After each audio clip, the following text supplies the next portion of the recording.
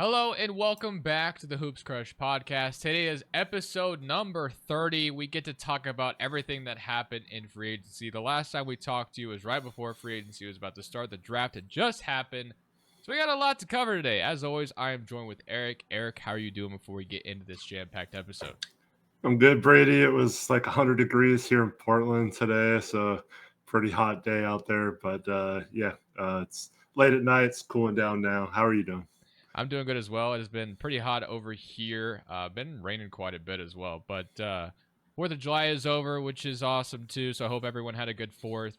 But Yeah. now it's just a matter of waiting on all the dominoes to fall this offseason. It feels like there's still some things that could potentially happen. But like I said, we're going to talk about a lot of the free agency signings that have happened. So if you had anything else to add before we get into it, or I could just get right into it. So just let Yeah, me let's know. get into it. Yeah, we All got right. lots of So of signings to talk course, about. yeah. So I think how I want to do it is I'm going to mainly focus on what the teams have done with the big signings. So for example, let's start with this. Paul George. He is leaving the Los Angeles Clippers. That's probably the biggest domino to fall, obviously, this offseason. He's leaving the Clippers, and that has been a trend this offseason with the second apron. That talent is leaving. A very rare max free agency signing, something we haven't seen in quite some time. The last good free agent that left to a new team was Jalen Brunson, and he wasn't Paul George's caliber, at least not in that moment. But of course, now Right. you could say that. But the Sixers, they get Paul George in a 4-year max contract, so they give him the contract he wants. The Clippers were not willing to do it. They also, keep Kelly Oubre around. They sign and trade Buddy Hield away. They get Eric Gordon. They get Caleb Martin. So it seems like they have kind of their starting five set in stone. And of course, they get Maxey. So I feel like Daryl Morey kind of cooked this offseason. I really like what they've done, and I think they've made themselves a contender in the East because while this new NBA is like you only really need 2 stars and a bunch of good role players. Paul George, of course, is a third star, but also plays like a role player, can really, an elite, more than an elite role player, if you get what I'm saying. But like he's a good fit next to Maxey and Embiid. Exactly the kind of player you want. And I think the Sixers have done a great job. I did not think Paul George was actually going to leave the Clippers, but he does end up leaving. So what are your thoughts on the 76ers and how far do you think they can go? I know they may not be done, but based off what their starting five may look like, what do you think of them so far? Yeah, so far in Paul George's career, he leaves the Pacers. I think they made at least one Eastern Conference Finals on the Pacers. I don't remember if I it think was they more made than two. they make two in a row. Yeah. And then it's hyped up. Him and Carmelo join Russell Westbrook, who had just carried the OKC Thunder after Durant left. And they make the playoffs, and they add Carmelo and Paul George. And that team, I don't think, won a playoff series, right? Did they even win or no, they won a game. But they got beat Yeah. pretty quickly against Utah. A rookie Donovan Mitchell that year. And then they didn't have Carmelo the next year for the playoffs, but and that's when we eliminated them. Yeah, the Blazers eliminate them in 5 as well. So just complete, I don't know, like I don't think it was a failure to trade for him because the Thunder end up with SGA because of it and that huge package. But then he goes to the Clippers, and whether you can say it was because of injuries or not, like they still, I think if you said how much they gave up to get Kawhi and Paul George to come there, if you would have said they didn't even make a finals or whatever, I think most people would say that that wasn't a success then.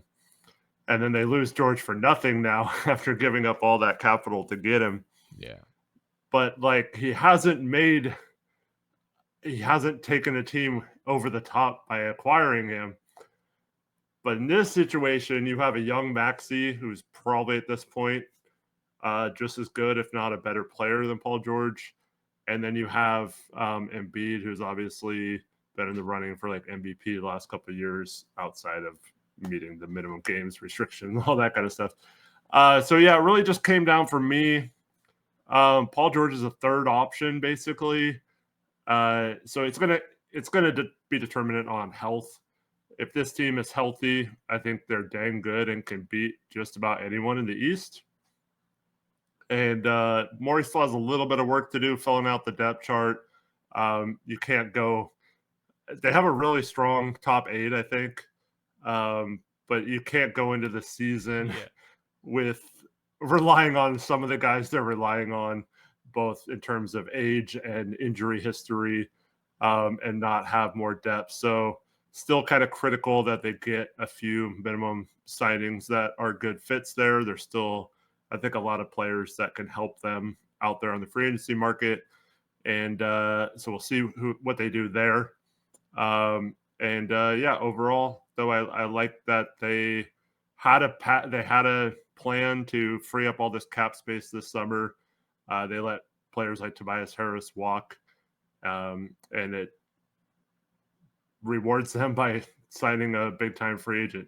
Now we'll see if they have success with it, but I think you can't say between the Harden trade for them and now this trade, even going back to trading for Jimmy Butler and Al Horford signing and all that kind of stuff, you can't say that they haven't at least tried to win with Joel Embiid. So I think bottom line for me is Embiid needs to step up. He needs to be healthy first and foremost, but he needs to prove that he can take a team out of the second round.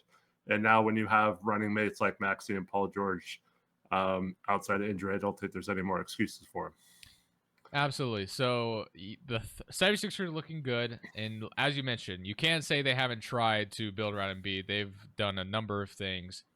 But the Clippers, on the other hand, they make the big package, or they send the big package to the Thunder. And, of course, the Thunder are reaping the awards of it and are going to continue to do so for a few years. 3 more years. Yeah, for 3 more years. So the Clippers respond by signing Derrick Jones Jr., they get like Nicholas Batum, they get Chris Dunn, they get like Mo Bamba.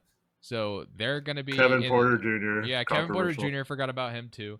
And then they re-signed James Harden. Of course, Kawhi was extended during the season.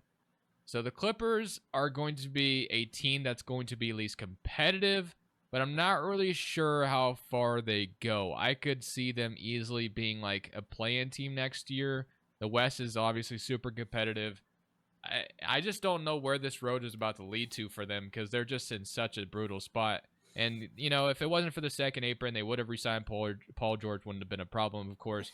But, yeah, overall, the trade was an absolute failure. You get Kawhi and Paul George, and no one blames you for that.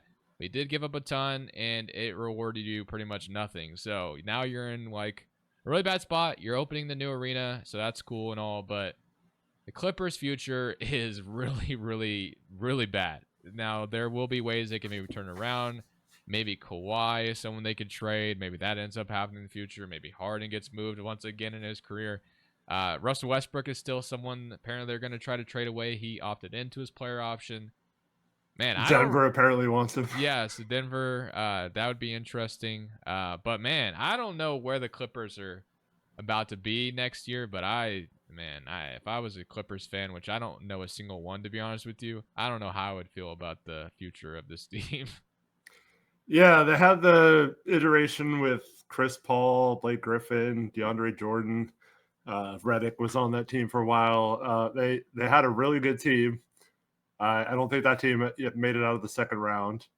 And then they have a couple years in between, and then they have this variation of the team with Kawhi and Paul George, Harden, all that kind of stuff.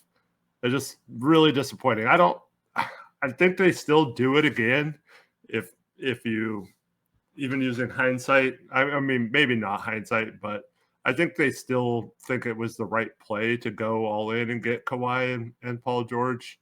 It just didn't work out. In the 1 year where they did have a decent run, unfortunately, Kawhi gets hurt and isn't able to help them out in the playoffs.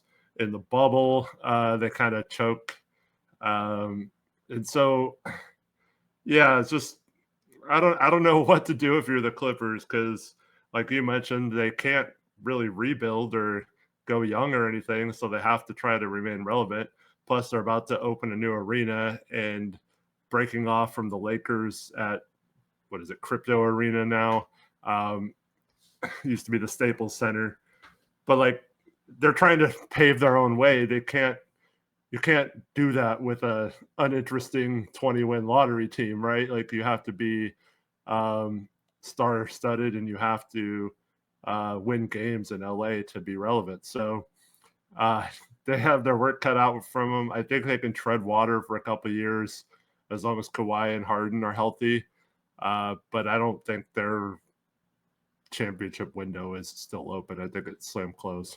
Yeah, I agree. Absolutely closed. But the team they made a trade with, the Oklahoma City Thunder, gave a bag out, man. They gave a bag to Isaiah Hartenstein. Now, I knew Hartenstein was going to get a payday, but I didn't expect him to get around $30 million. Of course, they acquired Alex Caruso. We already knew that. They signed Isaiah Joe and Aaron Wiggins to long-term extensions, so they declined their options and, signed them kind of similar to what the Pelicans did with Herb Jones. Right. But yeah, Isaiah Hartenstein is a great signing for them.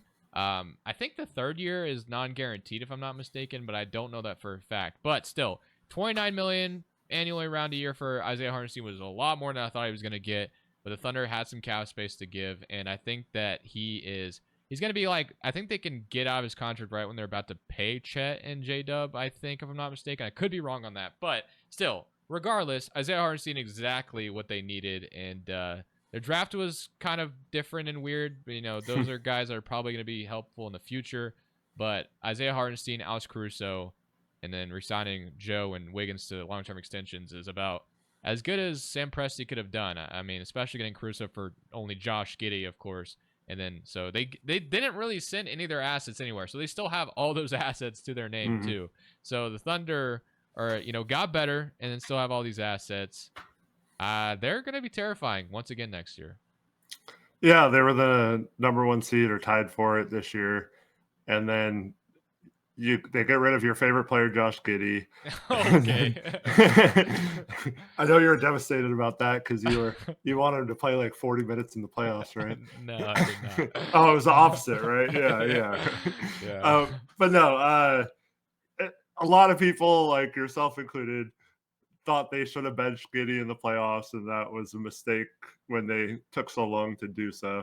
But that's the only player they lost, that was relevant off this team, and you add one of the best perimeter point of attack defenders, guard defenders in the NBA in Caruso, and then you add someone who has just a great all-around game in Hartenstein, can fit in to pretty much any system. I think he's going to be just a great fit from the beginning. And I don't think they're going to miss a beat trying to incorporate these two players. And so, yeah, it's just kind of crazy that they got that much better. We knew they needed a big man depth, and to get someone the quality of Isaiah Hartenstein, even though you had to overpay for him, I think it's worth it considering they didn't have to give up any future picks or anything. And then on top of that, like you mentioned, they had a weird draft, but they take someone who for a lot of the year was potentially the number 1 pick or right up there at the top of the draft in Nikola Topic, who is like they just have as a luxury sitting on the bench now, can take their time and develop him and maybe use him as a trade asset in the future or use him to trade someone else on their team or whatever. But just bountiful riches there in OKC. And it's still to come whether other teams make moves to keep improving. We'll get to Dallas in a minute, but you have to think with how good of a year OKC had and considering their age and what they just added, I don't see how many teams could be better than them, at least in the regular season next year. Yeah, the Thunder, they're going to be very good next year and very good for the foreseeable future. So one of the other big free agency names that are out there because this free agency class, while it had some good names, but, a lot of the guys were signed early on.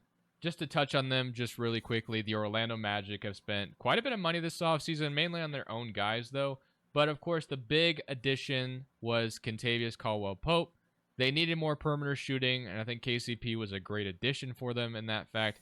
I still think they should have gotten a perimeter shot creator. They haven't done that yet. Maybe they do that in the future, but overall, like I said, they re-signed a lot of their guys to a lot of money. Isaac gets a 5-year extension Franz Wagner gets his 5-year extension. Mo Wagner comes back on an extension. You got Gary Harris gets extended, and Goga Bitadze. So basically, they brought back all their own guys and then re-signed KCP, which KCP addition is phenomenal. Don't get me wrong. But I still wish they would have done maybe something a little bit more, but that's still maybe to be determined to come, maybe soon for them. Yeah, they still have a lot of assets they can trade, and now they have a lot of contracts that won't be tradable until at least December or January in some of their cases. But they have the pieces now to move in trades. So maybe if they're struggling this year to recapture some of the magic they had, I guess pun intended, this year, like they can do so. But yeah, I am a little underwhelmed with what they did. I think KCP was a great addition, but I don't know. It just seems weird that was their only addition, considering how badly they needed shooting and, like you said, a creator type. And now you have two forwards in Banchero and Franz that can create. I guess maybe they're just going to be relying on them more to be those creators. But yeah, maybe Suggs can. He had a really good improvement from the year previous to last year, so maybe he can take on a little bit more of that responsibility. I believe Fultz is still a free agent. I don't know if they're going to eventually re-sign him or what, but he fell out of favor for them towards the end of the year. So yeah, just kind of weird. It almost, I mean, the KCP thing was different than what the Kings did, but it kind of reminds me of like how the Kings were the third seed 2 years ago, and then don't make the playoffs last year because they didn't, in my mind, do enough to improve. They just kind of ran it back. And it feels kind of similar to that plus KCP. And I don't know if that's enough to make them. I don't think they're as good as like Philly, Boston. Yeah, I still don't think they're in that range. Milwaukee, if they're healthy, is better, I think. I think Cleveland re-signing Donovan Mitchell, so that's not hanging over them. I think they're still better than Orlando. But yeah, I do like KCP. I just feel underwhelmed that was it. Yeah, I agree. Absolutely agree with that. But the team that just made it to the NBA Finals also had a really terrific offseason. We already talked about how the Mavericks got Quentin Grimes and that trade with Tim Hardaway.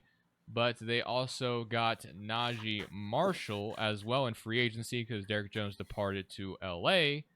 And then they win the free agency battle with Klay Thompson, choosing them over the Lakers, even turning down less money. For Mavericks fans, that has to feel incredible because I remember for years and years on end, they'd be in free agency battles and always lose them. Obviously, everyone remembers the notorious DeAndre Jordan situation back when DeAndre Jordan was still very good. But like I said, they win the battle to get Klay Thompson to join them in Dallas, and I absolutely love what the Mavericks have done this offseason.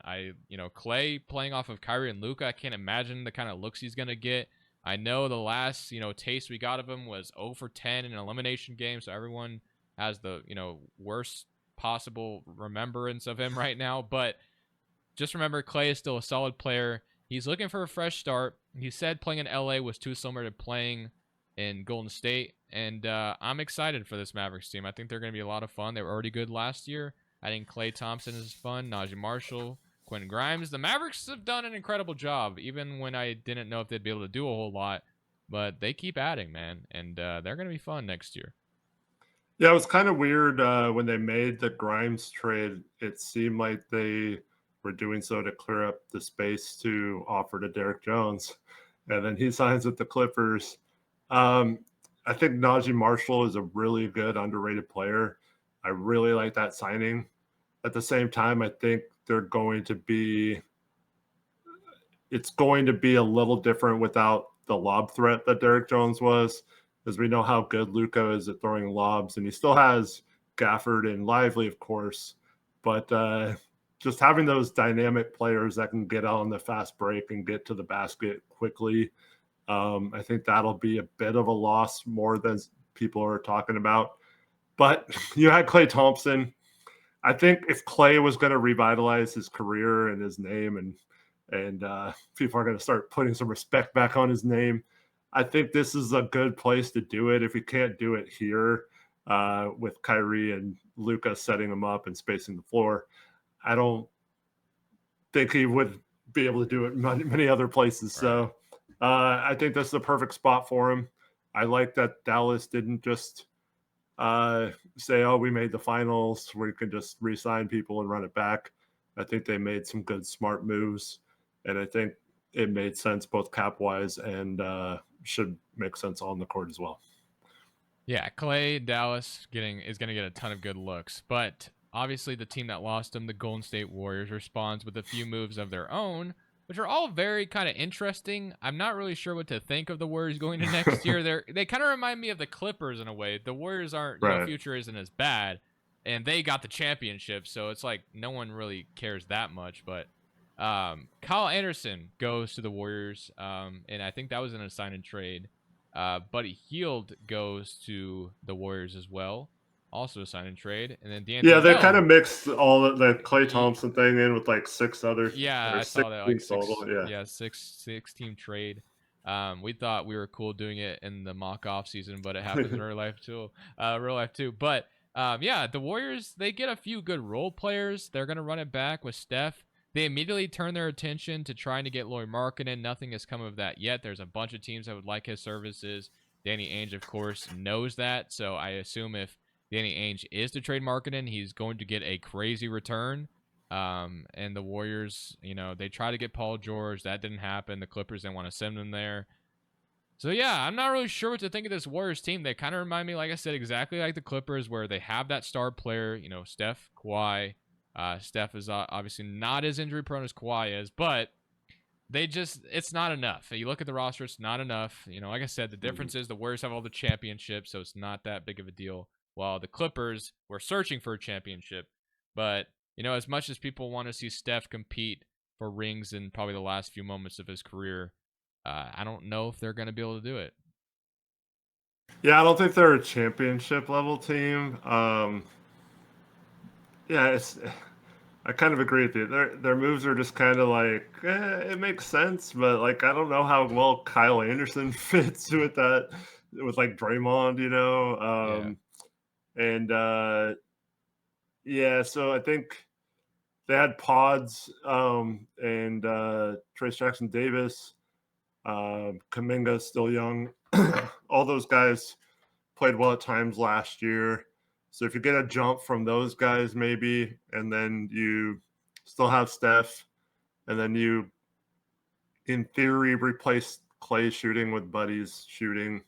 Like, I don't think they're worse than last year, really, but I don't know. Unless Kuminga or Pods or somebody takes a huge jump, I don't see how they're better than last year either. Yeah, like the Clippers and the Warriors are two teams that I'm like wondering, like when we do at the end of the day, when the off season is pretty much over and every team is done making moves, it's going to be interesting to see where I would put those two teams when we do our final, predictions of what the Western Conference will look like. And just right now without looking at it, I'm wondering if I'm even going to have them in the playoff picture. Probably won't if I had to think right now. But like I said, I haven't really looked at it in full yet, so maybe, I don't know. We'll see. But another California team, the Los Angeles Lakers, struck out on Klay Thompson. They pretty much only have re-signed LeBron. They drafted Bronny, of course, got Dalton Connect. But, you know how Lakers fans are. They want another guy here. They have not been able to get that. Now, LeBron James extension or re-signed just came out today to where now they are still $3 million under the second apron. He took a $3 million pay cut, I guess, for that to happen. So there still, in theory, could be a move for the Los Angeles Lakers. Obviously, they've been in on guys like Jeremy Grant, Cameron Johnson, Dorian Finney-Smith, Kyle Kuzma. We'll see if they want to fork over the assets to get one of those guys. But, yeah, the Lakers, I mean, it looks like they may run it back. And, they obviously got swept last year, so I'm not really sure that's the right plan of action to go with. But Rob Pelinka is, in a way, I don't blame him because he's thinking about the future after LeBron. But since you have him and you're committed to him, maybe you should not be so like hesitant to trade draft picks, but I don't know. I know it's so weird. LeBron's going to turn 40 this season. They have the good moves of the trade deadline 2 years ago, where they pick up Vanderbilt and D'Angelo Russell and all that kind of stuff. And then they don't do anything really last offseason. Their draft pick, Jalen Hood-Schifino, doesn't really help them. He was injured for part of the season too, but like he wasn't going to play or anything. And so like then they don't do anything at the trade deadline, even though it was pretty obvious they needed to make a move. So like now they're just going to do the same exact thing they did last offseason and draft someone in the mid-teens. And Dalton Connect is theoretically much more useful as a player right now for the Lakers than Jalen Hood-Schifino, but it just seems kind of weird that they'd follow the same path as last offseason that did not work at all. And then you have this old LeBron who's maybe going to play 1 or 2 more years, and you're just going to like not do anything else to help him win. Like it feels like there's just not people on the same page. And then, but like at the same time, why is he taking less money than he could get to help the Lakers stay under that second apron? I feel like if they don't make a move, that's just like spitting in his face for exactly staying there and stuff. So I feel like they have to make a move, but they've been really hesitant to give up those future picks. So I don't know if they will or not, but that's pretty much the story of the rest of the offseason is if they are going to make a move or not. I can't think of a bigger storyline right now than what the situation in LA is. Especially for us Blazers fans, because we know on the forefront, Jeremy Grant has been heavily considered to potentially be a target for the LA Lakers. Been talked about by Anthony Erdwin a lot on Twitter. I think you and I are in agreement, correct me if I'm wrong, that we would love to see Grant be sent out of this team to maybe go a little bit younger here. And if we get the right return for Jeremy Grant, which Joe Cronin at the moment apparently is asking for 2 first-round picks, does he come down on the asking price? We'll see. Does Rob Pelinka just fork over the picks, or do they pivot to another guy? All will be very interesting to watch as Blazers fans to see if the Lakers end up doing anything. They could take it to the trade deadline, of course, maybe. They did that last year. It kind of reminds me of, like, it's obviously not to the same degree, but like where Joe Cronin or Neil O'Shea would just kick the can down the road and be like, oh, we'll do something that summer or next time. And that's what Pelinka told LeBron and them at the deadline. Oh, we're going to have 3 tradable first-round picks in the offseason. That's when we'll make our move. And, they may do it still this offseason. I feel like there's still a lot. One guy I think they should consider, just because you might be able to get a draft pick on top of it. Not that he's like the perfect guy for them, but maybe they should just go get LaVine, especially if they can get a first-round pick on top of getting LaVine. That might be the best thing they could do. Well, I think I agree with her, but I think they have trouble matching salary trading out like 3 or 4 guys to make it work. Yeah, it's just tough. Yeah, because LaVine's making like $43 million or something. It's insane. But LeBron did say today that Dalton Connect was his second favorite college player to watch this year behind Bronny. So, so he got his 2 favorite college players on his team now. But that's not enough for LeBron, and I don't understand. Like, how do you kick the can down the road when LeBron's about to be 40? Like, it makes no sense. It does not make any sense. I don't know what they're gonna do, man. I hope they make a move. Especially if it involves Jeremy Grant, that'd be awesome. But man, it's gonna be interesting to see if they just be like, okay, we're just gonna run it back, see what happens. They're gonna be good enough, I think, to make the playoffs, but they struggled just in the regular season last year, and LeBron is only older now. Like, they were a play-in team last year. I mean, I don't know, man. We'll see what they do. And Anthony Davis was relatively healthy too, for him. So like, you can't expect that to be the case every season either. Exactly. They need some help. Yeah. All right. So I mean, I'm fine with them sucking, but yeah, me too. So obviously the big thing that happened tonight is DeMar DeRozan is officially going to the Sacramento Kings in a sign and trade. It'll be interesting to talk about this from all 3 different angles, because when we talked about the Josh Giddey trade, you were telling me they were going to re-sign DeMar DeRozan and run it back and all be, just try to be competitive. And I'm glad that they didn't re-sign DeMar because it would have made no sense. But they get Duarte in a couple seconds, so they get something. I guess it's nothing crazy, but maybe they could have gotten more if they traded him earlier. But DeRozan to Sacramento is at least interesting. I'm not really sure it makes them a contender or a scary contender in the West compared to some of these West teams that we have right now.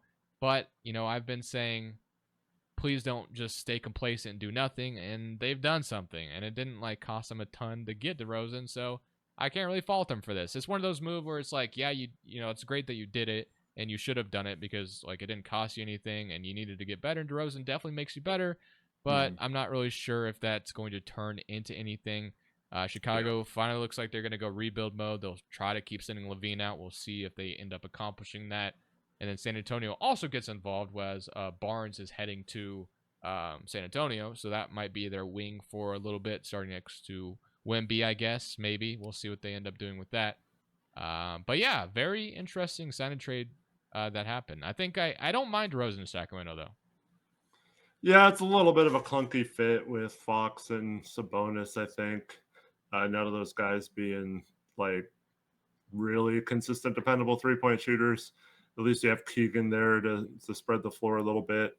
And if Devin Carter, who's not going to play Summer League, unfortunately, but if he's healthy, their rookie, you'd think he could maybe help space the floor as well. So yeah, it's a cool name, I guess. I don't know how it's going to work with those big three, but yeah, I do like that they went for it. DeRozan's just one of those guys who's just a weird fit on almost any team. Exactly. So it's hard to just picture how he'll fit in. It just seems. I just having a hard time thinking of what that offense and defense is going to look like next year. But Mike Brown's a good coach. There was some rumors that they might get rid of him after the season, which I think would have been insanely dumb. Yeah. But they kept him, signed him to an extension. And I think he'll figure out how to work. And I actually think that they're in a little better position to maybe be a playoff team. Maybe it's because some of the teams got worse around them. So they might just move up by default. But I like this move in terms of stabilizing their playoff chances.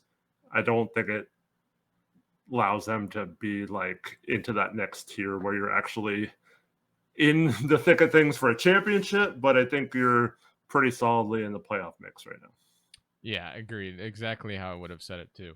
And then I guess something we didn't talk about is Chris Paul. We kind of brought up how the Spurs were involved in this. Chris Paul signed with the Spurs, so the Spurs have added now Harrison Barnes and Chris Paul. They also trade Devontae Graham out to the Hornets, so they've done a few things this offseason. But Chris Paul, they've been looking for a point guard, or I guess they just got Wemby, so it's not like they've been searching for years or anything. But last year, Chris Paul or the point guard situation was not good. They tried on there, it didn't really work out. Chris Paul, of course, is exactly the kind of point guard you would want. He's not the same Chris Paul he used to be, but having him on a 1-year deal to mentor Stephon Castle and playing with Wemby, I think is going to be fun and very awesome. I don't know if that's going to make them a playoff team or anything like that, but it wouldn't surprise me because Wemby is that good. It wouldn't shock me if they were a playing team or something. But the Spurs, I think that was a good signing for them. Chris Paul gets waived by the Warriors. He was apparently offered to Chicago for Levine, and the Warriors said no. They didn't even want to get Zach Levine. So, that's pretty much all am I forgetting about anything else that has happened this free agency period? Well, along the lines of the Spurs real quick, don't be surprised if they're the team that ultimately ends up with Lauri Markkanen. Oh, yeah.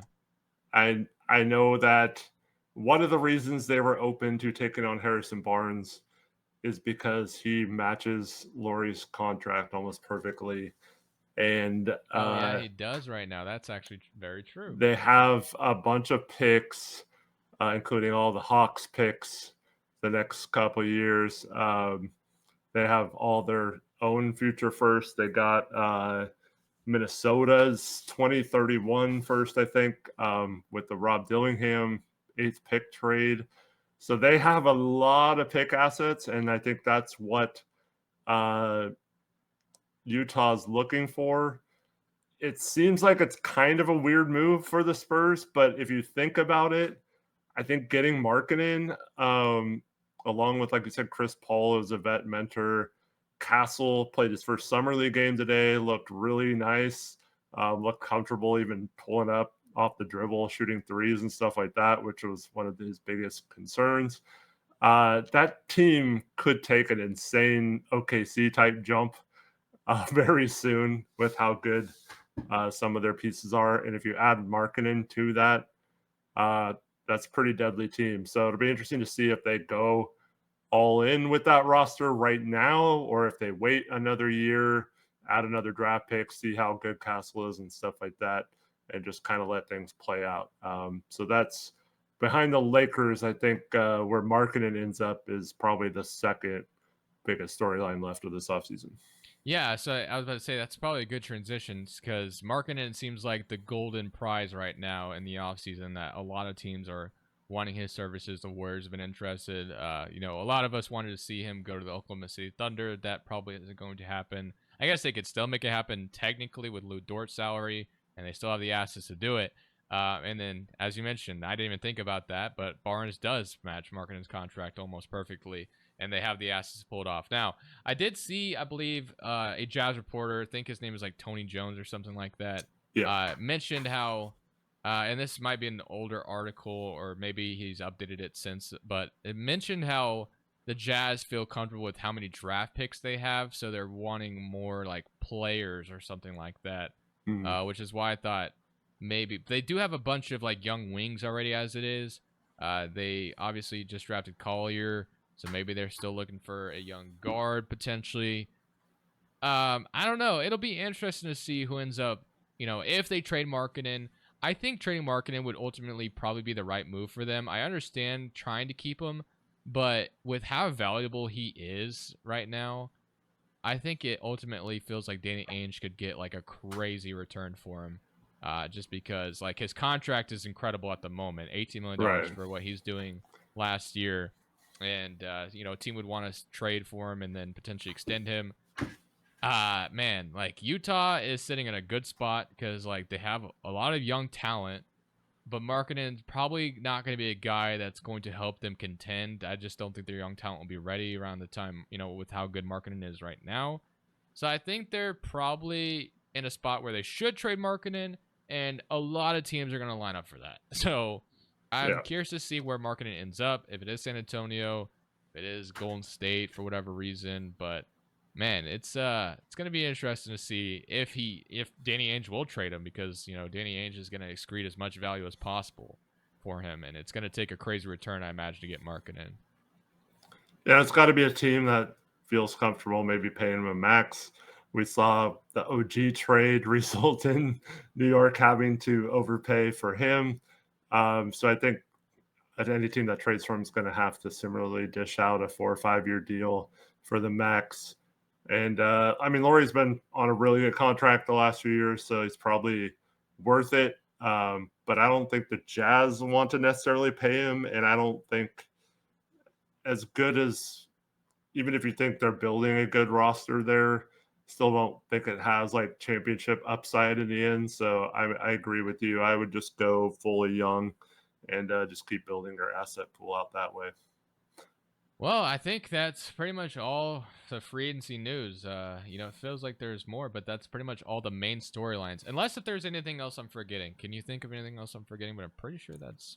We didn't talk about many teams in the East, but not many teams did anything. Yeah, exactly. That's the problem. It feels like this offseason has been relatively quiet, but there's been some, moves here and there. Is there I guess let me ask you, is there any team you're disappointed in that hasn't done anything at this moment? Is there anybody? Well, if I'm a Laker fan, I'm disappointed in them. Yeah, that of course. But is there outside of the Lakers? The Bucks got Torian Prince. Did they sign anyone else? feel like they signed. Oh, they got DeLon Wright as well. Yeah. I think two good signings, but I still like want them to do just a little more to tweak that roster. I didn't think they should just kind of mess with the fringes. I thought they needed to make like one kind of jolting move, whether that's trading Brooke Lopez or Bobby Portis or somebody like that. I felt like they just needed to shake it up a little bit. So yeah, it's probably disappointing for them. Miami lost Caleb Martin today. Apparently turned down a much bigger contract a week ago. And I don't Oh, that know. was a week ago? I thought someone said that was like during the season. I thought I heard that they offered If it it was to a him week ago, again. he's an Like, idiot. yeah, Oh my they gosh. Okay. misplayed the market on that big time. But I don't know. I think they've made a couple moves too, but like nothing earth shattering. So if you're a Miami Heat fan, you're probably thinking, what the heck? Are we really Yeah. just going to run back the same thing again? I feel like But there's a if they're lot of teams healthy, they're asking good, themselves right? that. That's Yeah. yeah. So yeah, it's most of that I've been disappointed in is the teams that like I think needed to make a move and didn't really. The Cavs, I think you can say was, I mean, they make the coaching change, so that should be a little different. And then they make, the great, or like it erases all the question marks from the team basically by re-signing Donovan Mitchell. I mean, it does bring up some other question marks, but that was the big domino for them that has been looming over the team since they traded for him is, will he stick around? And now that you've done that, you can focus on keeping the other guys happy and building that team out. But I'm still kind of underwhelmed that they didn't do anything this Yeah. summer. At least So to this point. Which yeah, is why it so feels like there's just so many things that could still happen. I mean, there's right. just so many teams just sitting here and haven't done anything yet. But the problem is the new rules, I think, Yeah. it's like teams know that if they traded, like Golden State, you brought up how they didn't want Levine, they could have gotten him for basically free with player like Chris Paul, who they cut anyway.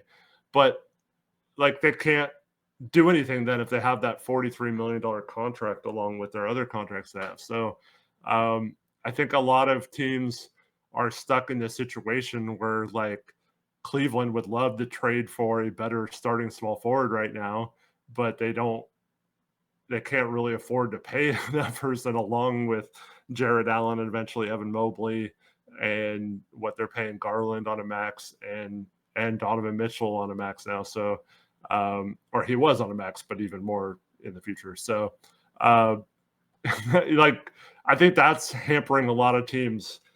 We heard the Clippers say this when they let Paul George go, that they feel like the better thing moving forward is to not be so far into the tax to where you're messing with all those things and can't sign anyone. So it's really interesting to see moving forward if there's a team that just says, screw it, we'll deal with the consequences.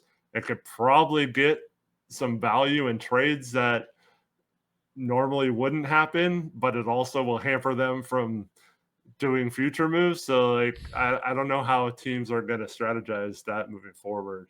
But I think that's been most of the main reason why you haven't seen some of these teams make moves that are like straddling those aprons. Yeah, so like the team that you mentioned was Milwaukee Bucks. I know they signed along Ryan Prince, which is nice, but I do want to see them maybe shake things up, but there may not be the right move. So like as Right. much as you'd want to see them do it, it may not be out there like for it to Mhm. happen. And then another team, which might be unfair to say this about them, but I feel like the Indiana Pacers should do a little bit more, but at the same time, like just because like maybe they do something at the deadline, but I think what they did this year was a little, you could pretty much compare it to when the Blazers made it to the conference finals, but it was a little bit different because as much as like MPJ didn't play in that series back then, he wasn't like really established yet at all. And then Mhm. for Indiana, you didn't have to deal with Giannis. Dame gets out. And then the Knicks, of course, broke down in the second round. So I like to see them do a little bit more, but maybe they do something at the deadline. That might be unfair, like I said, but yeah, Miami. I don't know what they're gonna do. I mean, they get Alec Burks, I guess, but you know, Like I said, underwhelming. yeah, it's very underwhelming overall, underwhelming. But that's like, The Hawks haven't done much. yeah, and the Hawks could still trade out a lot of guys. Like the Suns got their point guard and Monte Morris at the moment, which is Well, that was a good signing. yeah something they needed for sure. And yeah, I mean that's pretty much. I mean, Jonas Valanciunas to the Wizards was a little weird, but I understand it Yeah, because the Alex Sar is going to be playing power forward, so you wanted like a bruising 5 to take all the, bruising matchups or whatever. But so that's weird though. yeah, that's. I mean, I don't really have anything else for this episode. I mean, it felt like there was going to be more to talk about, but Yeah, we still have I assuming the Brandon Ingram market will heat up now as well. Now that DeRozan signed, and that should probably take the Kings off yeah, as a trade destination for I hope Ingram. so at least.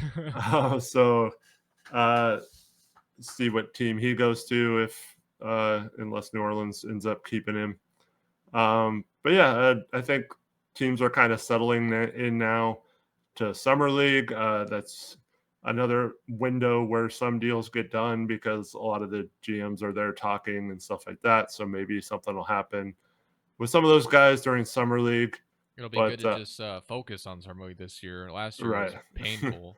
yeah, all the Dame stuff looming Yeah, over they're the gonna meet team. at Summer League. Oh, they didn't meet. Like, it's just Yeah, so annoying. But I'm glad that's over. yeah.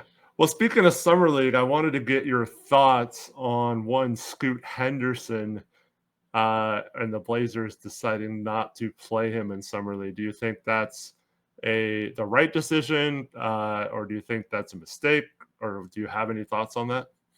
I think I saw a lot of people arguing about it in the group chat. I personally don't have like a crazy opinion on it. I think it would have been beneficial for him to play just because, he didn't have the greatest rookie year. But I also understand like, his stock was the 3rd overall pick and he's, a generational talent. So maybe he didn't feel the need to play. I don't know if I like have a strong opinion about it. I think he should have played, but it's not like it doesn't like over the top piss me off that he's not playing. I know some people felt that way. But yeah, so Brandon that's. Miller's playing second pick, Oh, is he? I and he didn't had know a that. better. I Yeah, did not know that actually. obviously Wemby's not playing, and there's some guys that coming off injuries that aren't playing, but yeah, a lot of the rookies from last year, even if they had good years like Cam Whitmore and stuff, I think is going to play. And now who knows how many games they'll play? It might only be a game or two. And like Keegan Murray last year played in a couple of games in the California Classic. I think he scored like 46 points in one of them, and they just were like, "Okay, dude, you're too good for Yeah. summer league." But that's so I'm not upset that Scoot's not going to play. So don't misconstrue this, people, on me like being like pissed off that he's not playing and I'm throwing a temper tantrum or something. That's not what I'm doing here. For me, though, I was a little disappointed because I really want to see what he's been working on, how he's been improving. The first summer league game is almost 3 months to the day from their last regular season game here in Portland. I don't think he'd been played in that one, so it'd be over 3 months since he played. So I would like to see what he was working on. And to me, it would have made it much more hype the rest of this offseason if we had a similar thing to Keegan in that Scoot came in, just dominates a couple games in summer league, and then bows out and be like, "No, see, we're good. Yeah, that would Scoot's have been fine." cool for sure. And now you had the rest of the summer to hype him up, right? And then going in. So to me, it makes me wonder: are the Blazers trying to hide or kind of Ooh. protect him from the opposite happening where he comes in and struggles in summer league, and then there's all this talk about how he isn't improving, and if he has just one bad game or whatever, then like, oh, there's people last year who said he's a bust and all that stuff will come out of the woodwork again and pile on him, and it could ruin his confidence heading into the next season. So maybe part of me is thinking they're trying to kind of shelter him from that criticism. I don't like that personally.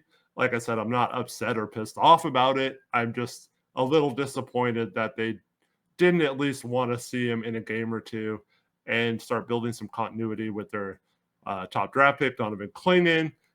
Maybe work some pick and rolls, just see how that looks. Would have liked to get a little feel for that. And I feel like Scoot, if he really is improving, should have been able to come in and really show something here this summer in a game or two and be like, okay, we got a good one here. Now maybe we can talk about Anthony trades or whatever. Whereas now it's like, okay, well, do they think he's just that good that he doesn't need to play summer league, which would be weird considering how this first season went, or they just not put any stock in summer league? I understand if you feel that way, but I do.